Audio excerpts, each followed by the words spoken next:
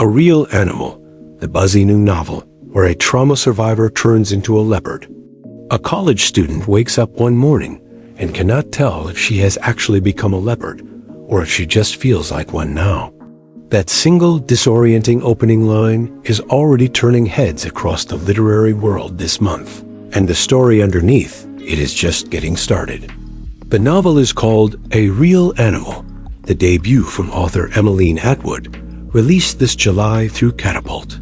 Its protagonist, Lucy, wakes in her college dorm room transformed, or at least convinced she has transformed, into a leopard. So what is actually happening to Lucy, and why build an entire novel around a transformation this strange?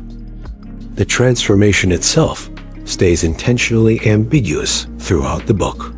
Atwood has been clear that whether Lucy is literally becoming a leopard or simply experiencing something that feels that way to her is left open rather than answered directly. That ambiguity is not a gap in the story. It is the entire point. Lucy's transformation follows a sexual assault, and the metaphor running underneath the novel becomes clear once that context enters the picture. That raises the question at the heart of why this book is resonating with early readers so strongly. Why turn to something as extreme as a leopard transformation to tell a story about surviving trauma? Atwood has spoken directly to this choice, explaining that someone existing inside a traumatized body often wants to do anything possible to escape that body, to inhabit something else entirely, ideally something more connected to instinct and raw response than to memory and pain. A leopard, wild, untamed, driven by instinct rather than overthinking, becomes a way for Lucy to imagine an existence unburdened by what happened to her, even if that escape is only ever partial, temporary, or possibly not real at all in any literal sense. The novel follows Lucy across roughly a decade, tracking her from the immediate aftermath of the assault through a series of relationships and locations that each represent a different attempt to outrun or reconcile with what happened to her. She moves through an abusive and sexually permissive relationship in Indianapolis, discovers something close to transcendence through deep sea scuba diving in Hawaii, and eventually meets someone who feels like a potential soulmate in Austin. Reviewers have described the structure as deliberately resistant to a clean, satisfying arc. There is no straight line running through Lucy's decade. There is no tidy healing narrative wrapping everything into a resolved, comfortable ending. That structural choice is exactly what has drawn some of the strongest early praise for the book.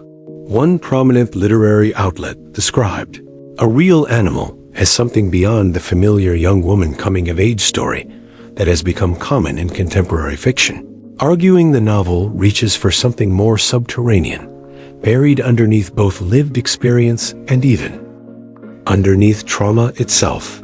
That review specifically praised the book's raw, urgent quality, describing a feeling of something within its pages constantly straining to break free, a violent, powerful urge for survival, for agency, for some way to actually express pain rather than simply describe it from a safe emotional distance. For readers drawn to literary fiction, it takes real narrative and structural risks rather than following a predictable trauma to healing template. A Real Animal appears to be positioning itself as exactly that kind of book.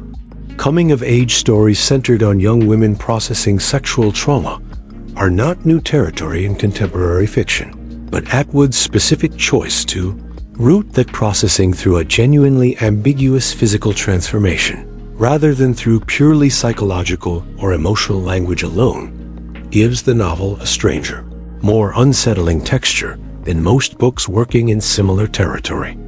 Debut novels that generate this much attention ahead of release typically do so for one of two reasons. Either a genuinely distinctive premise that critics cannot stop describing to each other, or a level of craft in the actual prose that elevates familiar material into something that feels new. Early coverage of A Real Animal suggests it may be working with both advantages at once. A premise strange and specific enough to stick in a reader's mind immediately, paired with writing that multiple reviewers have singled out is unusually accomplished for a debut. This is not a book that walks readers gently through its subject matter, and it is worth knowing that going in, the sexual assault at the center of Lucy's transformation is treated as a genuine turning point in the narrative rather than a background detail, and the relationships Lucy moves through afterward, including one reviewer said described as abusive, continue engaging directly with the aftermath of trauma rather than moving past it quickly. For readers specifically seeking that kind of unflinching, formally inventive approach to difficult material, this book is already shaping up to be one of the more talked about literary debuts of the summer. Atwood's own background adds another layer of context worth understanding for readers curious about where a premise this specific and this strange actually came from. Debut novelists working with metaphysical or surreal elements often draw on a mix of personal experience and deliberate literary influence, using the fantastical element not as pure invention, but as the clearest available language for something that resists straightforward description. Atwood has spoken about wanting to give Lucy's internal experience a physical, tangible shape rather than confining it entirely to interior monologue, a choice that pushes the novel toward something closer to literary horror or magical realism at points, even as it remains grounded in a very real, very recognizable emotional experience underneath the transformation itself. Early trade reviews have also noted the specificity of Lucy's journey across 3 very different American locations: Indianapolis, Hawaii, and Austin, each offering a distinct emotional register that mirrors where Lucy is in her own process at that point in the decade the novel covers. That geographic movement gives the book a restless, searching quality that matches its central metaphor. A young woman quite literally trying on different lives and different versions of herself in search of one that finally fits.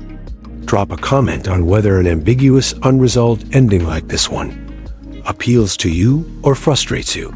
Subscribe for more book breakdowns before you commit your reading time. And share this with anyone building their summer reading list right now.